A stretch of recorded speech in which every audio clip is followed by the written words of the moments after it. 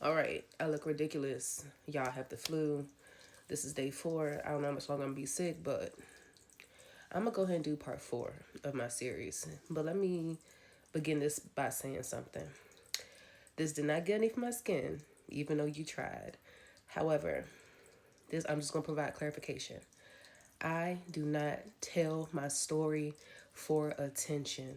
I don't give a fuck what type of impression whomever may have had of me. This is not for attention. I am meant to be a voice. I've known this since I was fucking little because I literally have had no fear in my heart for any type of consequences that has come after I said what the fuck I said. Okay? Some people are embarrassed to talk about what they've been through, are blaming themselves for what they've been through, are genuinely terrified of what they've been through and what the repercussions may be, because I don't care what anybody says. And once again, I don't know if this is something outside the black community. However, that phrase, what goes on in this house and or this family stays in this house or in this family, it is traumatizing. A lot of people do not get the help that they need because of the threat of the lack of support that they are going to suppose that they're probably not going to have once they start speaking their motherfucking truth. Period. Okay? I have been ostracized by my maternal side of my family. I've been told that I've been a liar for fucking years ever since I could fucking talk because it did not appease the ears of the people that were either involved, like on the low, or just people in or just the people that they confided in.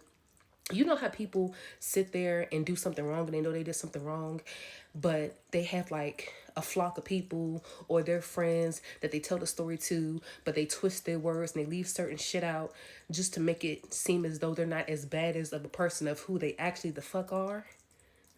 I'm about to cough. Hold on.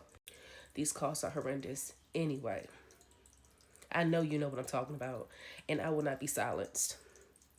I won't. I won't. I told the truth when I was getting my ass beat. I told the truth when I was getting taken advantage of. I told the truth when I was running away from home. I told the truth when I was lying to stay at school extra late so I didn't have to go home. I told the truth when I ran away from my aunt's house and went to the Kentland police station and they called you anyway to and when the police tried to intimidate me and yell at me like I was gonna be on scared straight, like that was gonna make me change my story or my behavior because they just deemed me as a delinquent. But it also didn't make sense while I was running away because my academia, top tier, very smart, not disrespectful. So why the fuck did she run away from home? But did they care? No, because they were trying to intimidate me to go back home with you anyway. And I verbatim, this is what I said. After my aunt said I could no longer stay with her because she did not want to be in the middle of so much mess, and the family was helping her assist with her bills, right? So it was fuck me because you were getting financial assistance. Anyway, I remember when I left her house, we was in Kentland, okay? And I ended up at the police department, the Kentland Police Department, okay? And they called, and mind you, I went up to the window and I told them I want emancipation. I believe I was 16 at this time, 16, 17.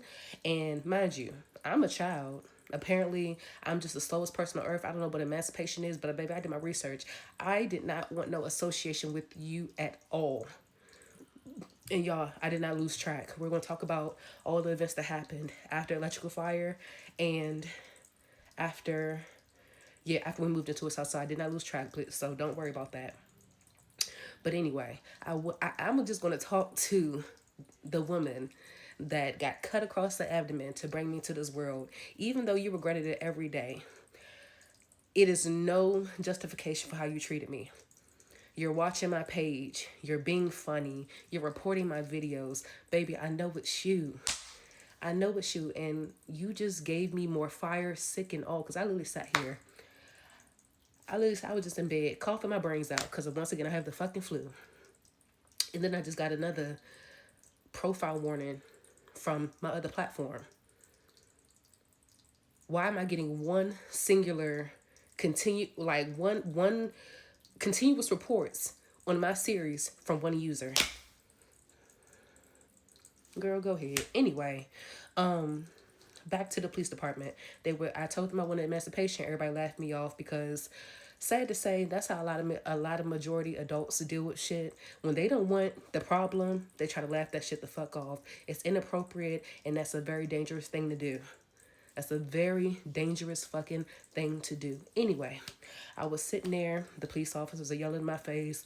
Oh, you need to go home. I know your grades are good. Da da da. I don't know what's going on, but you got to be respectful to your parents. Not knowing that I'm getting the shit knocked out of you all day long. Not knowing that I've been dealing with a CPS worker, which, mind you, Miss Taylor, my guidance counselor at Parkdale High School.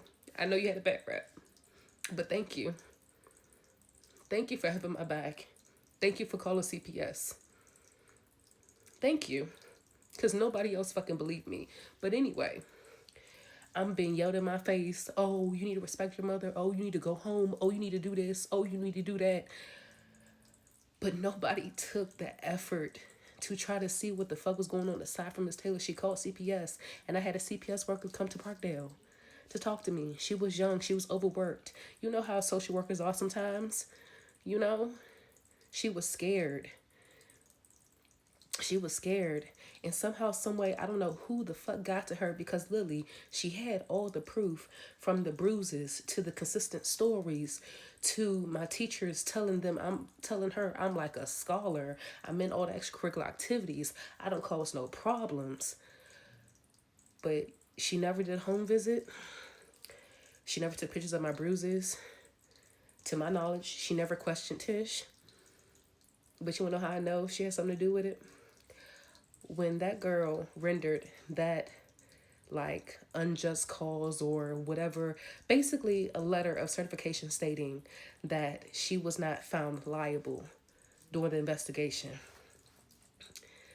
The sick woman that you are, you sat there and when they forced me to finally go home, you said, look what I got.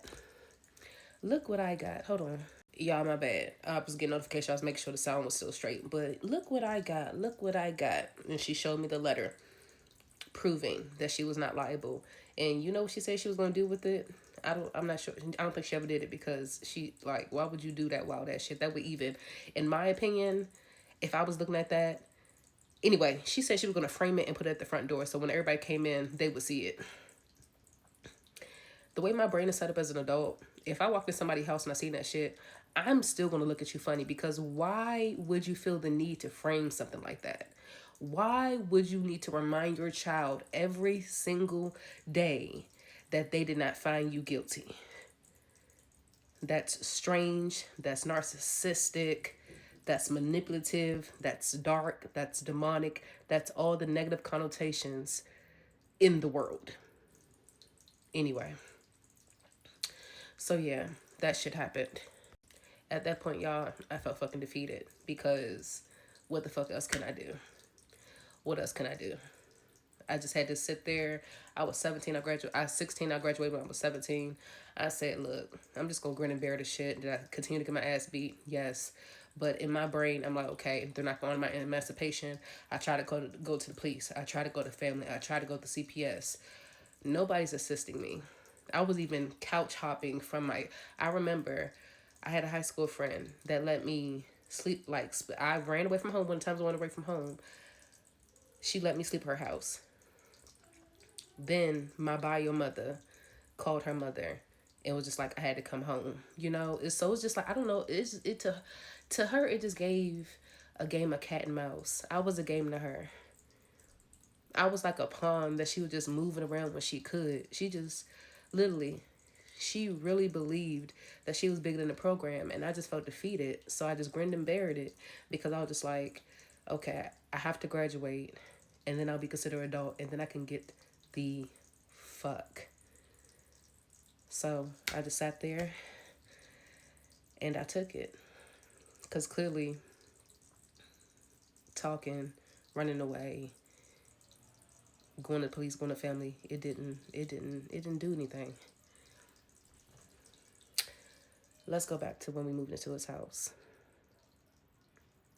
Yeah.